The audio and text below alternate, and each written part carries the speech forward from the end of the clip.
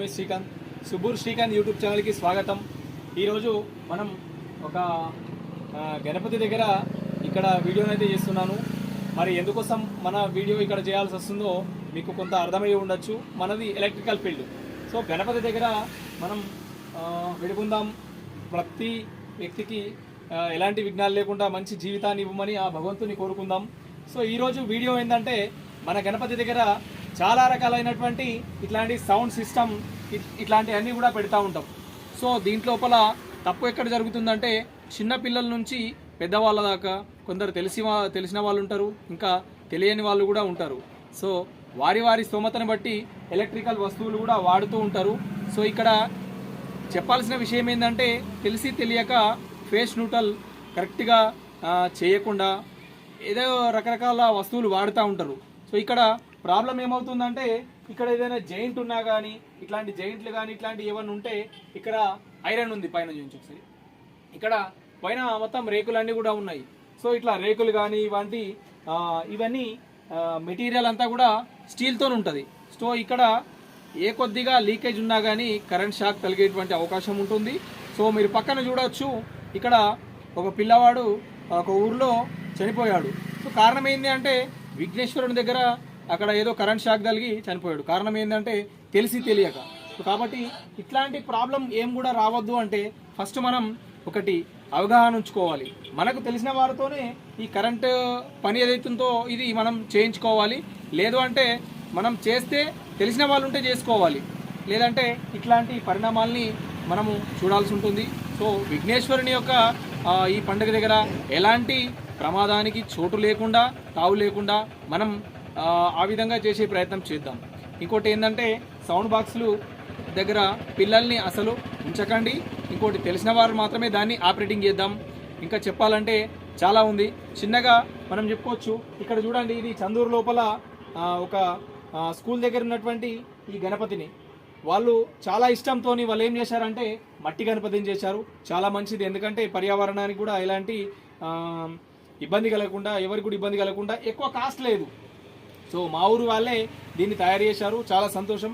ఈ విధంగా పర్యావరణాన్ని కూడా మనం కాపాడిన వాళ్ళు అవుతాం కాబట్టి మట్టి గణపతినే చేద్దాం. ఇంకోటి మనం చెప్పుకోవాల్సిన విషయం ఏమిటంటే నిమజ్జనం దగ్గర, చెరువుల దగ్గర చాలా ఇబ్బంది పడుతూ ఉంటారు. చిన్నపిల్లలు తెలియకుండానే రాత్రి లోపల నిమజ్జనం చేస్తూ ఉంటాం.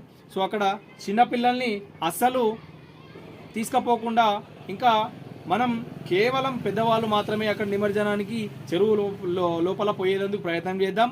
అక్కడ వెళ్ళేటప్పుడు కూడా డీజేల దగ్గర పిల్లల్ని, బండ్లు పోతూ ఉంటాయి, లారీలు కానీ ట్రాక్టర్లు కానీ పోతూ ఉంటాయి, పిల్లల్ని అందరినీ కూడా చూసుకొని క్షేమంగా ఉండేటట్టుగా అక్కడ పోయేటప్పుడు కొండలేస్తూ ఉంటారు, కరెంట్లు కొండలేస్తూ ఉంటారు. అట్లాంటివి ఏం చేయకుండా జనరేటర్ అట్లాంటివి యూజ్ చేస్తుండొచ్చు కొంతవరకు.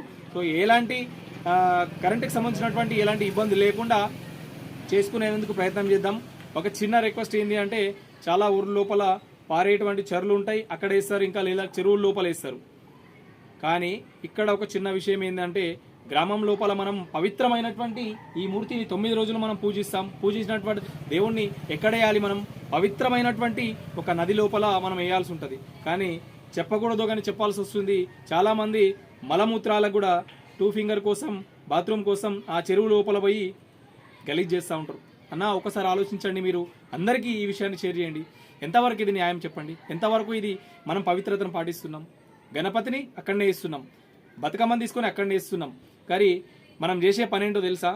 పోయి అక్కడ దొడ్డికి పోతున్నాం, గలీజ్ చేస్తున్నారు. మొన్న నేను పోయాను మా కినాల దగ్గర, ఎంత గలీజ్గా ఉందంటే నిమజ్జనం చేద్దామని పోయేసరికంటే అక్కడ ఎంత గలీజ్గా ఉంది. కాబట్టి చాలా గ్రామాలు ఉన్నాయి ఇక్కడ.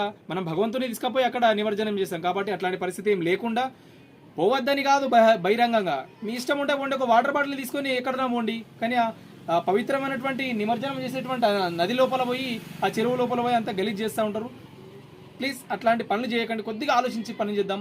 నిజంగా అది ఎంత పాపం చెప్పండి. అక్కడనే మురికి చేస్తున్నాం, అక్కడనే భగవంతుని నిమజ్జనం చేస్తున్నాం. ఇది మీరు ఆలోచించండి ఎవరైతే చేస్తున్నారో.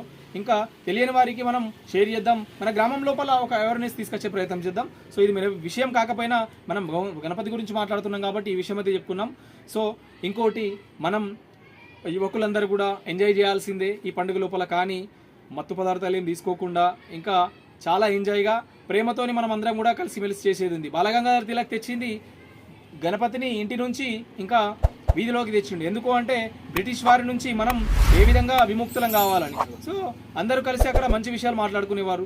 మరి మనకే ఇష్టం కాదు, కేవలం భగవంతునికి ఇష్టమయ్యే విధంగా మనం ఏ విషయాలు ఇక్కడ మాట్లాడితే బాగుంటుంది, ముఖ్యంగా ఇట్లాంటి పాటలు పెడితే బాగుంటుంది. సో భక్తి పాటలు పెడితే బాగుంటుంది, కానీ సినిమా పాటలు పెట్టి నిజంగా అర్థం లేని చాలా చండాలమైనటువంటి పాటలు కూడా పెడతా ఉంటారు.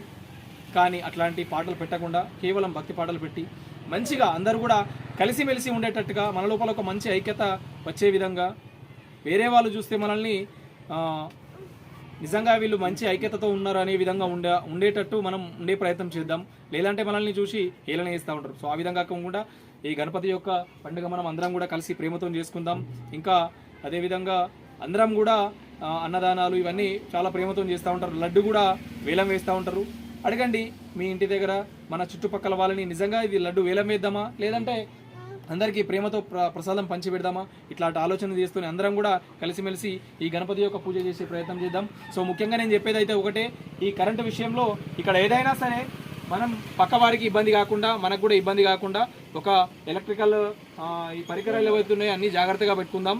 ఇంకా ఎక్కడైనా కానీ జెయింట్ ఏం లేకుండా, లీకేజ్ అనేది రాకుండా ఖచ్చితంగా మనం మంచి మెటీరియల్ని వాడి జాగ్రత్తగా ఉండేందుకు ప్రయత్నం చేద్దాం.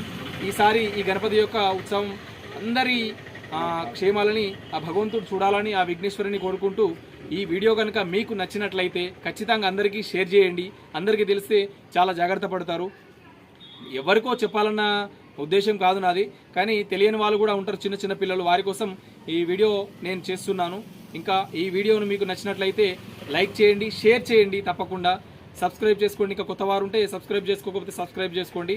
రైట్, మరి ఈ వీడియోకి అయితే ఇంతే. మరో వీడియోలో మళ్ళీ కలుద్దాం. గణేష్ మహారాజ్కి జై.